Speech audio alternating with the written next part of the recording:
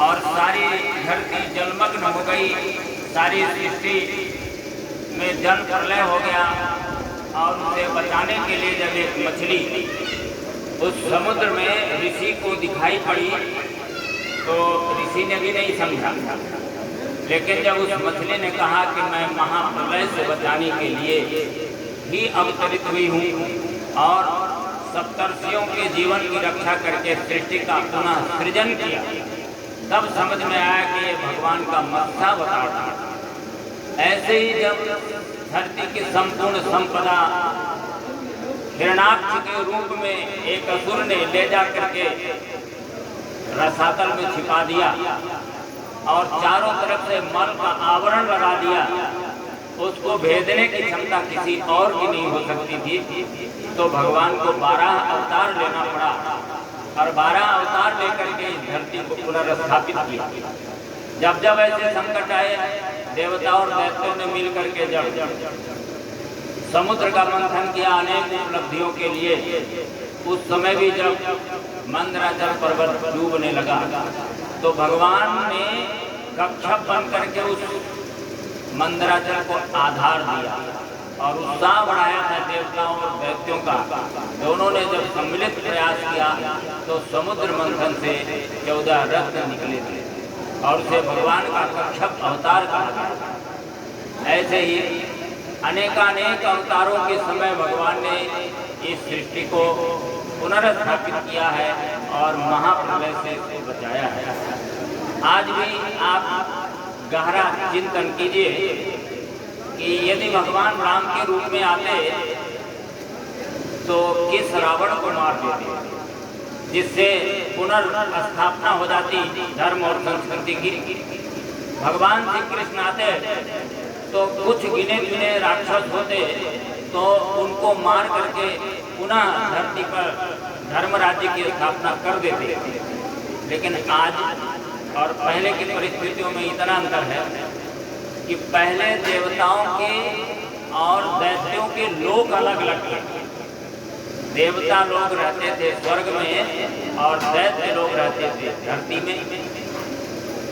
लेकिन जब त्रेता का समय आया तो त्रेता के समय पे देवता और दैत्य दोनों ही धरती पर आ गए। राम जी भी धरती पर थे और रावण भी धरती पर था और कुछ ही संख्या थी उनकी। जब द्वापर का समय आया तो राक्षस और देवता दोनों एक ही परिवार में जन्म लिए। कौरव राक्षस थे तो पांडव देवता थे। और जब कलयुग आया तो कलयुग में एक ही शरीर में देवता और राक्षस दोनों रहने लगे। अभी वही व्यक्ति देवत्व का काम करता हुआ दिखाई पड़ रहा था और थोड़े समय बाद समझ में आए उसने ऐसा काम किया, असुरत्व का काम कर दिया और वो जेल में कैद खाने में बंद हो गया। अभी बहुत अच्छी बातें कर रहा था और अभी उसके जीवन में ऐसा एक झटका आया असुरों का, आसुरी प्रवृत्तियां हावी हुई कि उसका जीवन बर्बाद हो गया।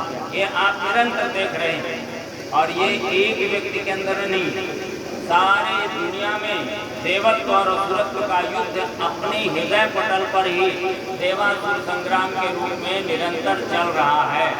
ऐसी परिस्थितियों में भगवान रावण को मार देंगे। रावण और राम दो प्रकार की हैं, दो प्रकार की संस्कृतियां हैं जो आज दोनों संस्कृतियां हमारे हृदय पर साम्राज्य कर रही है। कभी हमारे अंदर का देवत्व जगता है तो कभी हमारे अंदर का असुरत्व जग जाता है। जब देवत्व जगता है तो बहुत अच्छे अच्छे काम करते हैं और जो काम करते हैं वही व्यक्ति करता है। एक ही व्यक्ति दोनों प्रकार के मंचों पर दिखाई पड़ता है। इसलिए आज की परिस्थिति में भगवान का यदि अवधित है, भगवान ज्ञान के ही रूप में आकर के ज्ञान के अस्त्र से ही हमारे हृदय पटल के रावण, हमारे हृदय पटल के असुरत्व को समाप्त कर सकते हैं और वो ज्ञान ही निष्कलंक अवतार होगा और ज्ञान की स्थापना के लिए भगवान का अवतार होगा। और ऐसे समय का विस्तार होता है जब समाज का अर्जुन सो जाता है, किंग कर्तव्य विमूढ़ होता है, तो उसको सही मार्ग पर चलाने के लिए कृष्ण जैसे सदगुरु के मार्गदर्शन की जरूरत होती है। सामाजिक प्राकृतिक विप्लव की ओर जा रही है। समाज अशांत हो गया, पूरा परिवार अशांत हो गया, हमारा जीवन अशांत हो गया और संपूर्ण राष्ट्र, संपूर्ण दुनिया अशांति की आग में जल रही है अनेक प्रकार की समस्याओं से।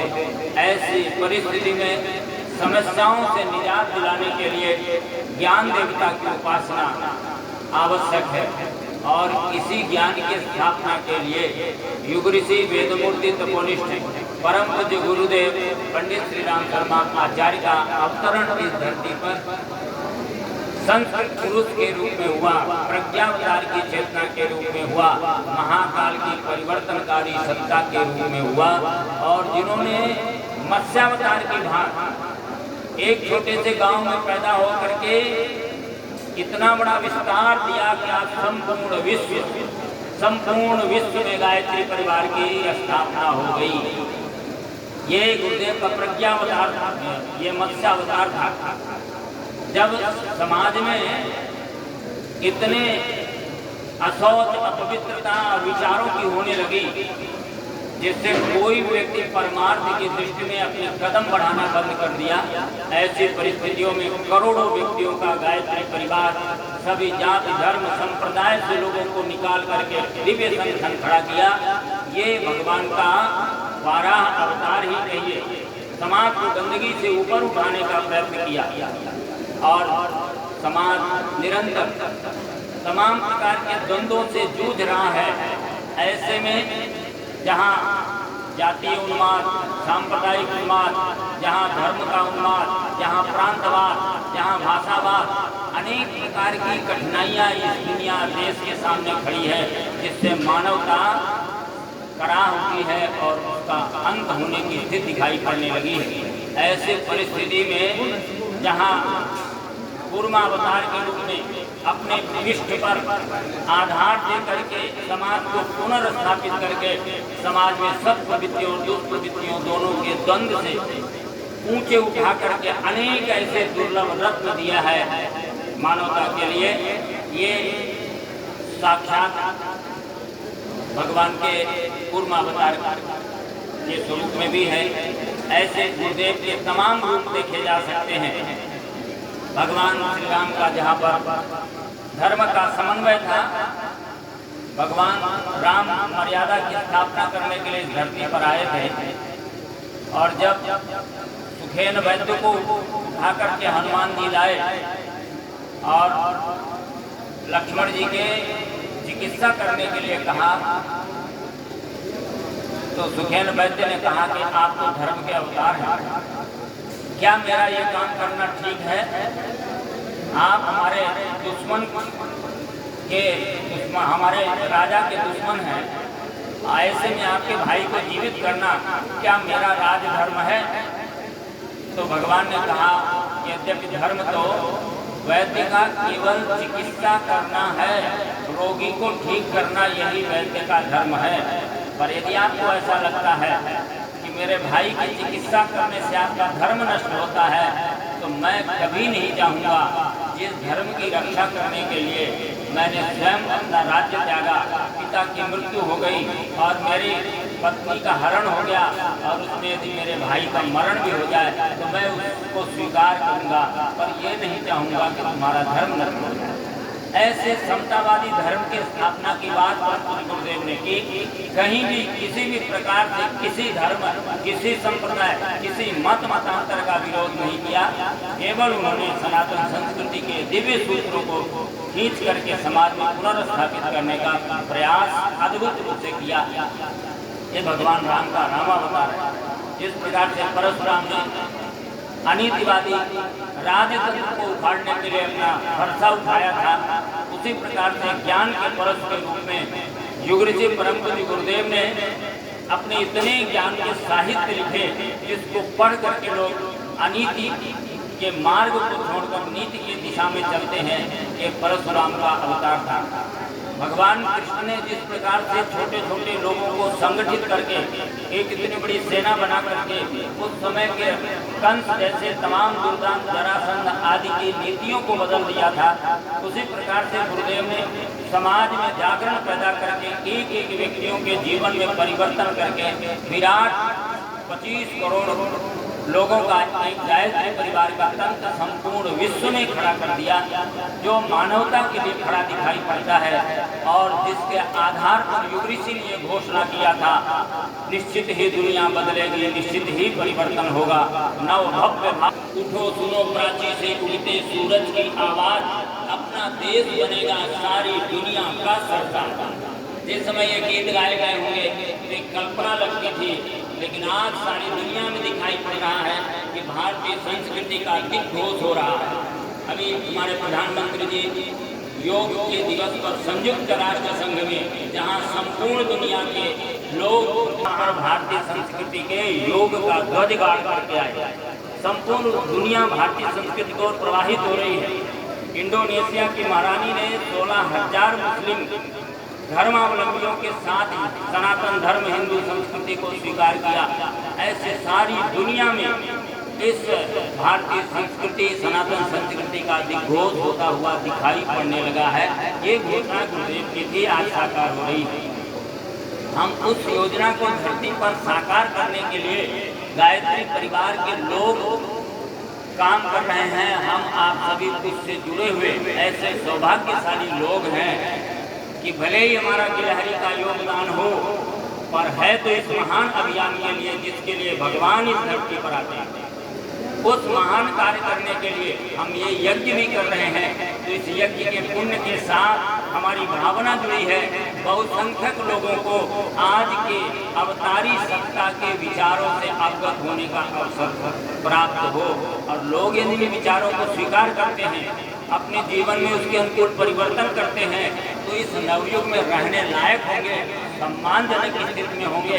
और यदि नहीं रह पाते, इन विचारों को महत्व नहीं देते, तो प्रकृति उन्हें खुद ही रास्ते से अलग करती हुई चली जाएगी और उनको दुख और परेशानियों का सामना करना पड़ेगा।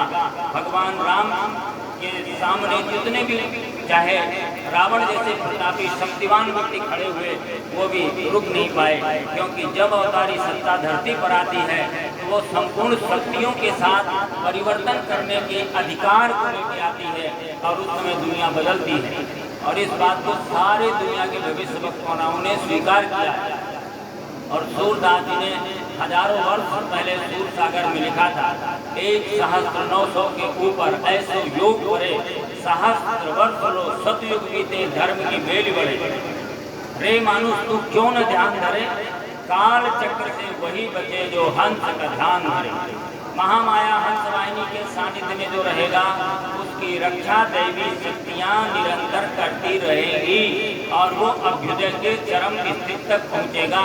और जिस प्रकार से गोपियों ने, जिस प्रकार से रीछ बानरों ने सौभाग्य प्राप्त करते हुए जीवन मुक्ति का लाभ प्राप्त किया था, तो भौतिक आध्यात्मिक लाभों के साथ जीवन मुक्ति तक हमको पहुँचाने की जिम्मेदारी गुरुदेव ने ली है। और ये करोड़ों लोगों ने अनुभव किया है इस बात को। जब वो जुड़े तब उनकी स्थिति क्या थी और आगे आने वाले समय तक उनकी स्थिति में क्या परिवर्तन हुआ, एक एक व्यक्ति अनुभव करता चला जा रहा है। पर सवाल ये है कि अनुभव करने के बाद हमको उसे क्रिया में बदलना है और याद रखना है, विस्मरण नहीं करना है, तो हम सौभाग्य के उच्चतम शिखर तक, जीवन मुक्ति तक पहुँचेंगे। सुग्रीव को अवसर मिला था, सुग्रीव को लाभ मिला था, सुग्रीव को भगवान ने परिचय दिया था और ये भी दिखा दिया था कि बाली को मार दूंगा मैं, तुम्हारे जीवन के सारे संकटों को दूर कर दूंगा मैं। और सुग्रीव विश्वास में आने के बाद भी भूला था, इसमें कोई संदेह नहीं। और भगवान को भी ये दुख हुआ कि सुग्रीव ने वादा किया था पर मेरा निभाया नहीं है। भगवान ने पुनः याद दिलाया और सुग्रीव को पता चल गया और सुग्रीव ने फिर अपने जीवन को भगवान के चरणों में लगा दिया। तो आज हम सुग्रीव की गुण गाथा गाते हैं। ऐसा ही अवसर हम सभी लोगों के सामने एक बार आया है। आइए गायत्री महामंत्र के साथ और इस सुंदर 5 पुण्य यज्ञ का हम लोग शुभारंभ कर रहे हैं, पर प्रेरणाएं नहीं हैं, इसे जीवन में धारण करेंगे। यज्ञ कर्मकांड तो समय और परिस्थिति के आधार पर जितना समय चाहेंगे उतने में समाप्त हो जाएगा, पर मूल बात यह है कि इन विचारों को हृदय से हृदयांगम करना है। गायत्री परिवार का प्रत्येक आयोजन एक प्रयोजन को लेकर के होता है और वह प्रयोजन केवल है युग निर्माण करना। संस्कृति का निर्माण करना, संस्कृति की स्थापना करना, मानवता को घर घर पहुँचाना, जन जन में प्रेम और सहृदयता की भावना की स्थापना करना। आज समाज परिवार टूटते चले जा रहे हैं, फिर से उनके अंदर कैसे प्रेम और स्नेह की स्थापना की जाए, इस कार्य को करना ही मुख्य इस यज्ञ का उद्देश्य होगा। आइए सभी गायत्री महामंत्र का सत्वर गायन करते हुए और गुरु वंदना के साथ इस कार्यक्रम का प्रारंभ करते हैं।